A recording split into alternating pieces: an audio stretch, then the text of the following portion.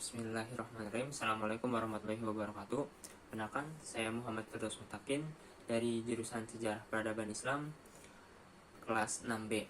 Di sini saya akan memperkenalkan atau menerangkan mengenai materi saya, yaitu mengenai aliran Al-Asy'ariyah. Aliran Al-Asy'ariyah merupakan sebuah aliran yang didirikan pada tahun 913 Masehi atau 330 Hijriah, yang mana aliran ini mengikuti teologi Islam bahwa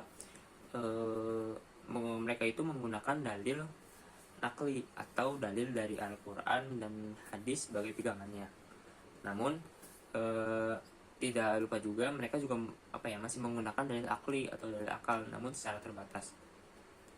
Dalam sejarahnya, aliran Al-Asy'ariyah ini didirikan oleh seorang, yaitu Abu Hasan Ali bin Ismail Al-Asy'ari, yang mana beliau itu merupakan lahir di Basrah. Beliau itu sebelumnya itu merupakan menganut aliran Mu'tazilah, yang mana diajarkan oleh ayah tirinya, yaitu Abu Ali Al-Jubair.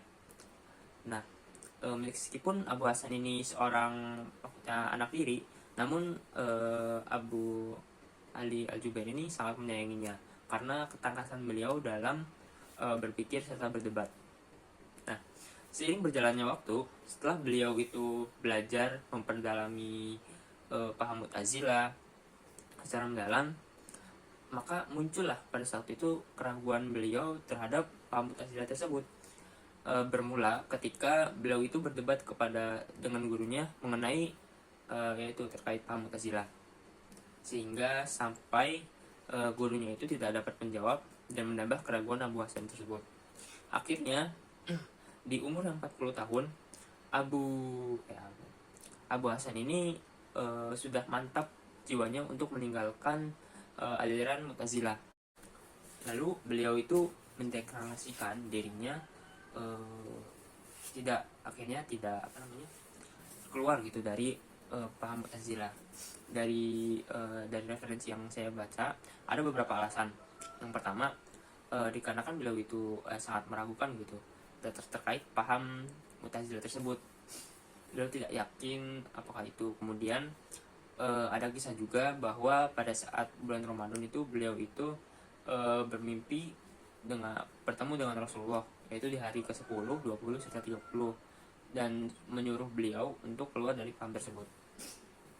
Ya, kemudian beliau itu berpikir bahwa kalau saya tidak keluar dari paham Mu'tazilah, maka masyarakat itu tidak akan mengikuti saya gitu, tidak sepemahaman dengan saya karena perbedaan tersebut.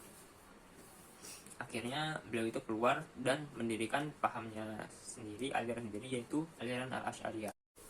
Nah, setelah Abu Hasan itu keluar dari paham Mu'tazilah, beliau mulai menyebarkan atau menentang gitu paham Mu'tazilah tersebut dengan terus juga kemudian dengan aliran Qadariyah dan lainnya juga menentang. Beliau lebih mengutamakan menggunakan Al-Quran serta hadis yang sudah diriwayatkan oleh para sahabat serta tabi'in. Kemudian mulai berkembang tuh pemikiran aliran Asy'ariyah, mulai muncul serta menentang paham Mu'tazilah tersebut, karena mereka juga tidak puas terhadap paham Mu'tazilah. Nah, setelah itu paham ini mulai menyebar, yang mana kemudian pada masa kerajaan Mamluk, pada Wazir Nizamul Muluk itu mulai berkembang didukung gitu oleh pemerintah serta menjadi aliran tidak resmi dari negara tersebut. Nah, seiring berkembangnya zaman, di Baghdad juga mulai berkembang lagi pada masa madrasah. Jadi di madrasah di Baghdad itu madrasah Nizamiyah. Nah, kemudian setelah beberapa tahun ke depannya, paham Asy'ariyah ini mulai berkembang ke daerah-daerah lain. Banyak penguasa Islam pada waktu itu mulai mengikuti aliran tersebut.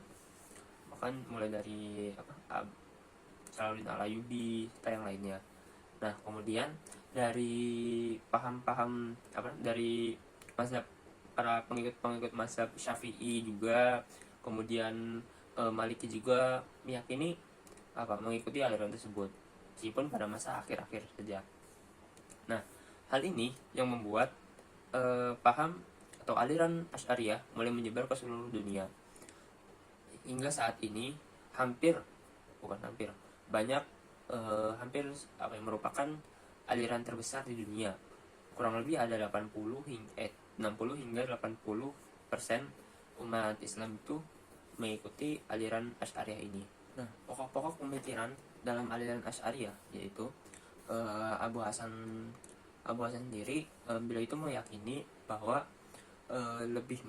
aliran ini lebih mengutamakan dalil nakli, yaitu dalil Al-Quran serta hadis, kemudian menggunakan dalil akli yang mana menggunakan pikiran, namun hanya sedikit saja.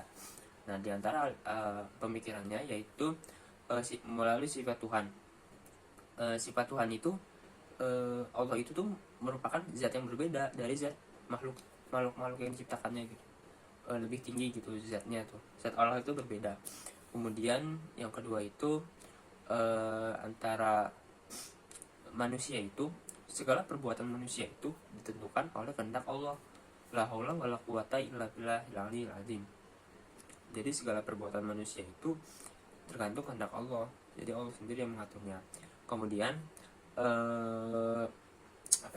masuk surganya manusia, diterima atau enggaknya, itu merupakan ketentuan dari Allah sendiri gitu, mutlak ketentuan dari Allah.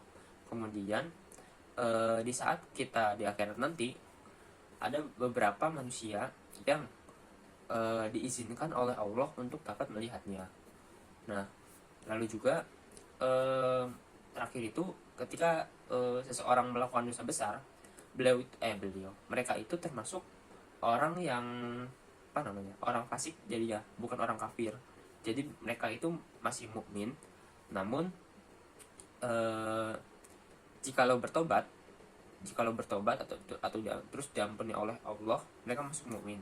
Namun ketika meninggal dengan keadaan fasik atau tidak diampuni oleh Allah, nah mereka itu baru disebut dengan kafir. Ini seperti itu. Mungkin segitu saja penjelasan dari saya. Kurang lebihnya mohon maaf. Assalamualaikum warahmatullahi wabarakatuh.